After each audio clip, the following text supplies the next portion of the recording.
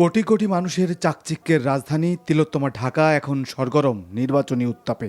প্রায় 450 বছরের পুরনো এই মেগাসিটির রন্ধ্রে রন্ধ্রে লেগে থাকা বিদ্যুৎ, গ্যাস, পানি, আবাসন, যানজটসহ নানা সংকট ও সমস্যা নিরসনে বিএনপির প্রতিশ্রুতি ছিল শেষ দিনের নির্বাচনী জনসভায়।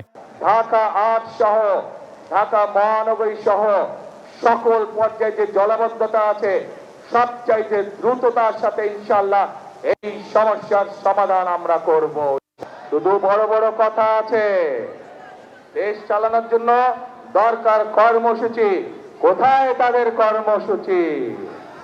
দেশ চালানোর জন্য অভিজ্ঞতার প্রয়োজন, তাদেরই তো বন্ধু বান্ধব।